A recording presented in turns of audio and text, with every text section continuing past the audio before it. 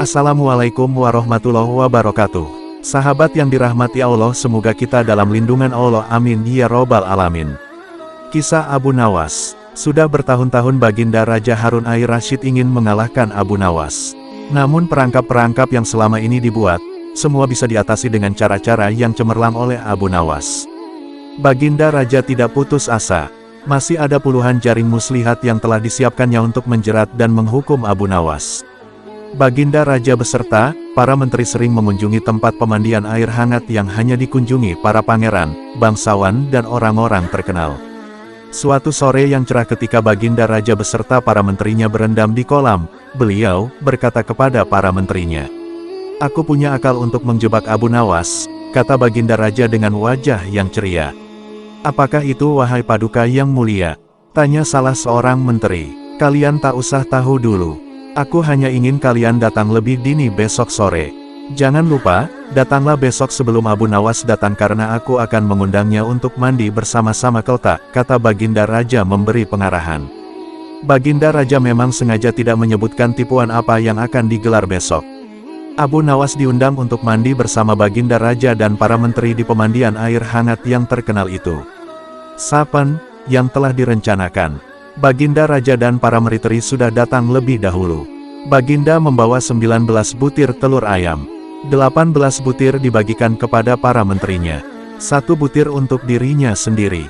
Kemudian Baginda memberi pengarahan singkat tentang apa yang telah direncanakan untuk menjebak Abu Nawas. Ketika Abu Nawas datang, Baginda Raja beserta para menteri sudah berendam di kolam.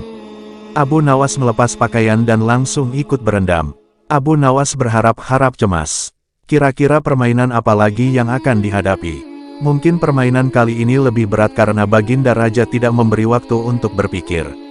Tiba-tiba Baginda Raja membuyarkan lamunan Abu Nawas. Beliau berkata kepada Abu Nawas, "Hai Abu Nawas, aku mengundangmu mandi bersama karena ingin mengajak engkau ikut dalam permainan kami," kata Baginda Raja. "Permainan apakah itu, Paduka yang mulia?"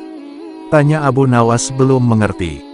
"Kita sekali-kali melakukan sesuatu yang secara alami hanya bisa dilakukan oleh binatang. Sebagai manusia kita harus bisa melakukannya dengan cara kita masing-masing," kata Baginda sambil tersenyum. "Hamba belum mengerti, Baginda yang mulia," kata Abu Nawas agak ketakutan. "Masing-masing dari kita harus bisa bertelur seperti ayam dan barang siapa yang tidak bisa bertelur maka ia harus dihukum," kata Baginda. Abu Nawas tidak berkata apa-apa.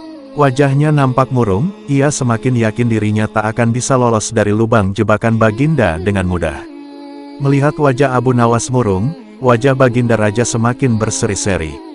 "Nah sekarang apalagi yang kita tunggu, kita menyelam lalu naik ke atas sambil menunjukkan telur kita masing-masing," perintah Baginda Raja. Baginda Raja dan para menteri mulai menyelam, kemudian naik ke atas satu persatu dengan membawa sebutir telur ayam. Abu Nawas masih di dalam kolam. Ia tentu saja tidak sempat mempersiapkan telur karena ia memang tidak tahu kalau ia diharuskan bertelur seperti ayam. Kini Abu Nawas tahu kalau Baginda Raja dan para menteri telah mempersiapkan telur masing-masing 1 butir. Karena belum ada seorang manusia pun yang bisa bertelur dan tidak akan pernah ada yang bisa. Karena dadanya mulai terasa sesak, Abu Nawas cepat-cepat muncul ke permukaan kemudian naik ke atas. Baginda Raja langsung mendekati Abu Nawas. Abu Nawas nampak tenang. Bahkan ia berlaku aneh, tiba-tiba saja ia mengeluarkan suara seperti ayam jantan berkokok, keras sekali sehingga Baginda dan para menterinya merasa heran. "Ampun tuanku yang mulia, hamba tidak bisa bertelur seperti Baginda dan para menteri," kata Abu Nawas sambil membungkuk hormat. "Kalau begitu engkau harus dihukum," kata Baginda. "Tunggu dulu wahai tuanku yang mulia," kata Abu Nawas memohon. "Apalagi hai Abu Nawas," kata Baginda tidak sabar. "Paduka yang mulia, sebelumnya izinkan hamba membela diri. Sebenarnya kalau hamba mau bertelur, hamba tentu mampu. Tetapi hamba merasa menjadi ayam jantan maka hamba tidak bertelur. Hanya ayam betina saja yang bisa bertelur." "Kukuruyu," kata Abu Nawas dengan membusungkan dada. Baginda Raja tidak bisa berkata apa-apa. Wajah Baginda dan para menteri yang semula ceria penuh kemenangan kini mendadak berubah menjadi merah padam karena malu. Sebab mereka dianggap ayam betina. Abu Nawas memang cerdik. Karena merasa malu, Baginda Raja Harun Ar-Rasyid dan para menteri segera berpakaian dan kembali ke istana tanpa mengucapkan sepatah kata pun. Memang Abu Nawas banyak akalnya dan telah diakui oleh para ilmuwan sebagai ahli mantik atau ilmu logika. Gampang saja baginya untuk membolak-balikan dan mempermainkan kata-kata guna menjatuhkan mental lawan iawannya. Sampai di sini dulu, semoga menghibur. Assalamualaikum warahmatullahi wabarakatuh.